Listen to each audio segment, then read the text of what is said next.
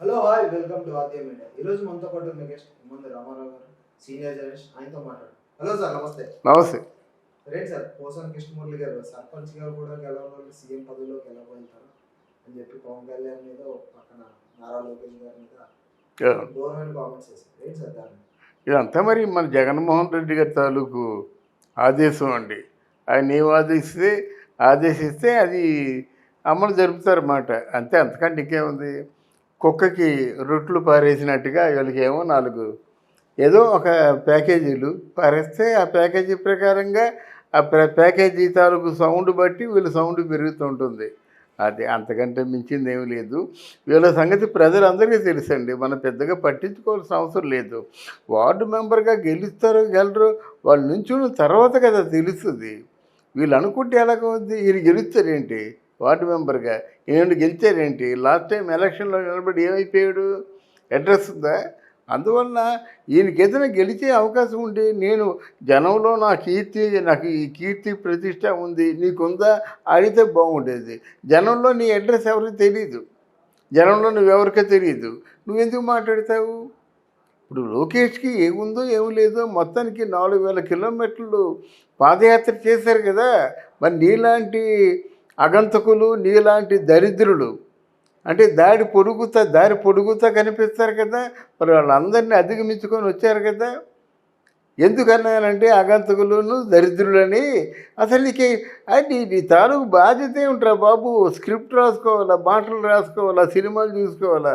ఈ రాజకీయాల్లో వ్యవహరిస్తే ఆత్మగౌరవంతో వ్యవహరించాలి. ఆత్మగౌరవం లేకుండా అమ్ముడుపోవడం ఏంటి, అమ్ముడుపోయే మాటలు ఏమిటి? ఇదంతానా చాలా దరిద్రంగా ఉంటుంది కదా. నీ గురించి నీ మాటలు వింటున్న వాళ్ళు అందరూ ఏమనుకుంటున్నారో నువ్వు ఇప్పుడేసరి ఆలోచించావా? లేదా నీ తాలూకు భార్యాబిడ్డలను అడిగావా? ఏమమ్మా నా మాటలు బాగుంటున్నాయా, నా మాటలు సబ్బుగా ఉంటున్నాయా లేవా, జనం చూసి నవ్వుకుంటున్నారని అడిగావా? అడిగితే తెలుస్తుంది నీ మాటల్లో ఉన్న పసంతో.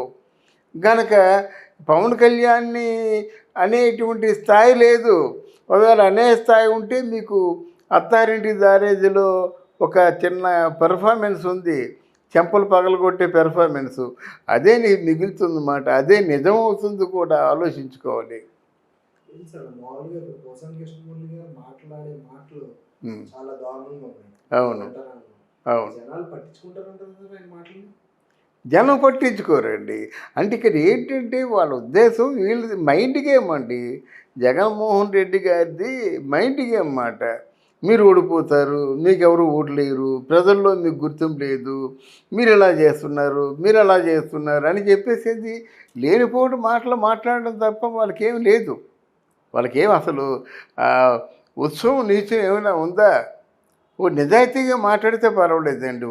లేనిపోయిన అపోత కల్పనలు మాట్లాడడం, నిందలు వేయడం, బుర్ర తెల్లడం, ఇదే పని తప్ప ఇంతకంటే మించిన ఇదేమైనా ఉందా? ప్రజల్లోకి నువ్వెళ్ళు. ప్రజలు నీ గురించి ఏమనుకుంటున్నారో ఆలోచించు. ప్రజలు నీ గురించి ఏమనుకుంటున్నారు, లోకేష్ గురించి ఏం ఆలోచించుకుంటున్నారు, నీ గురించి ఏం ఆలోచించుకుంటున్నారు, అక్కడ పవన్ కళ్యాణ్ గురించి ఏం ఆలోచించుకుంటున్నారు. అప్పుడు బేరీజ్ వేసుకుంటే నిన్ను చూస్తే నీకే చీ అనిపిస్తుంది అన్నమాట. నీ ప్రతిరూపం చూస్తే నీకే చీ అనిపిస్తుంది. అది ఆ చీ అనిపించుకునే బ్రతుకునేది.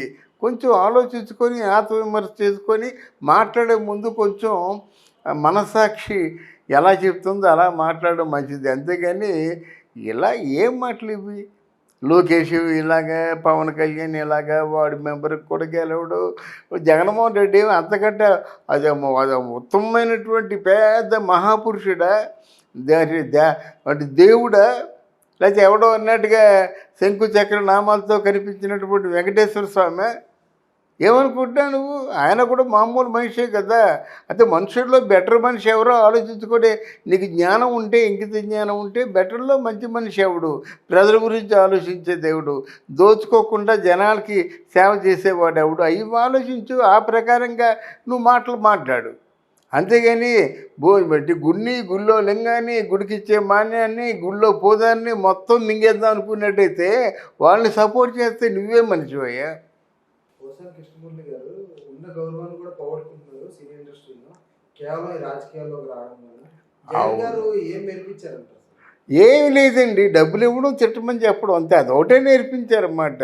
వీళ్ళు కూడా ఇక సినిమాల్లో రాణించలేరు, ఇటు యాక్టింగ్కి పనికిరాడు, అటు రావడానికి. ఇప్పుడు డైలాగ్స్ రాయాలంటే మునపట్లా కాదు కదా, ఎక్కడ ఇప్పుడు ఈ కొత్తగా వస్తున్న వాళ్ళు డైలాగ్ బ్రహ్మాండంగా రాస్తున్నారు, వీళ్ళగా సొల్లు సోదు రాయరన్నమాట. కొత్తగా వచ్చే కుర్రాళ్ళు మోస్ట్ న్యాచురల్గా రాస్తున్నారు. ఆ త్రివిక్రమ శ్రీనివాస్ కానీ మిగతా వాళ్ళందరూ కూడాను, మన ఎవరు, మన ఆయన పేరు పూరి జగన్నాథ్, ఇట్లాంటి వాళ్ళు డైలాగ్స్ ఎంత న్యాచురల్గా రాస్తున్నారో తెలిసిన త్రివిక్రమ శ్రీనివాస్ వీళ్ళందరూ. వాళ్ళతో పోల్చుకుంటే సోదే కదా. నీతో పోల్చుకుంటే పరుచూరు బ్రదర్స్ ఎలాగో ఒకప్పుడు అన్నావులే, పరుచూరు బ్రదర్స్ ఏం రాస్తారు సోదని, అలాగే ఇప్పుడు నీ డైలాగ్స్ కూడా సోదులాగా ఉంటాయన్నమాట. అందువల్ల నువ్వు డైలాగ్స్ రాయడానికి పనికిరావు, అటు రాజకీయాల్లో ఉండడానికి పనికిరావు. నీకు ఉన్నది ఏమిటయ్యా అంటే ఏదో కొంచెం కుక్కకి 4 బొమ్మికలు పారేసినట్టుగా ఏదో ఒక ప్యాకేజీ పారేస్తారు, అవి జాగ్రత్త పెట్టుకుంటాం అంతే. నీకేం ఏముందండి, ఒక 50 కోట్లు ఉన్నది ఆస్తి, ఇంకొక 50 కోట్లు సంపాదించుకుంటాడు, అలా చూస్తూ చచ్చిపోతాడు. అంతకు మించింది ఏం చేస్తాడు? మనిషికి తృప్తి ఉండదు కదా. మనిషికి ఎవడు తృప్తిగా ఉంటుంది? కష్టాలు పడుతుంటే కష్టాల్లోంచి నీకు తృప్తి ఉంటుంది. కానీ వెనక బీరువా నిండా డబ్బు ఉంటే ఆ డబ్బు ఎక్కడ పోతుందో అనే బాధ తప్ప, భయం తప్ప తృప్తి ఎక్కడ ఉంటుంది? కానీ మామూలు కష్టపడి నువ్వు మామూలుగా సినిమాకి ఒక 25,000 అంతా తీసుకున్నప్పుడు నువ్వు హాయిగా వండుకొని తినేవాడివి, అది నిజమైన తృప్తి. ఇప్పుడేముంది, లక్షలు కోట్లు సంపాదించిన తర్వాత నీకు తృప్తి ఉండదు. ఎవడు ఇటు పక్క నుంచి కొడతాడో భయం, ఎప్పుడు ఏ ఇన్కమ్ ట్యాక్స్ రైడింగ్ వస్తుందో భయం. కనుక తృప్తి లేని జీవితం గడుపుతున్నావు. ఆ డిప్రెషన్లోనూ ఆ ఫ్రస్ట్రేషన్లోనూ ఎవరిని ఎంత మాట అనాలో అంత మాట అంటున్నావు. ఆ మాటకి తగిన మూల్యం కూడా భవిష్యత్తులో చెల్లించుకోవాల్సి ఉంటుంది నాయన. సినిమాలు లేవు, సినిమాలు లేక వేషాలు లేక ఈ ఫ్రస్ట్రేషన్ అంటే ఏమిటి? అక్కడ మరి జగన్మోహన్ రెడ్డికి కొంతమంది మీద నమ్మకం మాట, ఈ పోసాని కృష్ణమురళి మీద, ఆ రోజా మీద, తర్వాత ఏమో అంబటి రాంబాబు మీద, తర్వాత ఏమో ఇంకెవడు పేరుని నాని మీద, వీరందరూ చక్కగా మాట్లాడతారు, అవతల వాళ్ళని గాయపరుస్తూ మాట్లాడతారు. ఆ గాయపరచడమే ఈయన తాలూకు ఓ బ్రహ్మ విద్య అనుకుంటున్నాడు అన్నమాట, బ్రహ్మాస్త్రం అనుకుంటున్నాడు.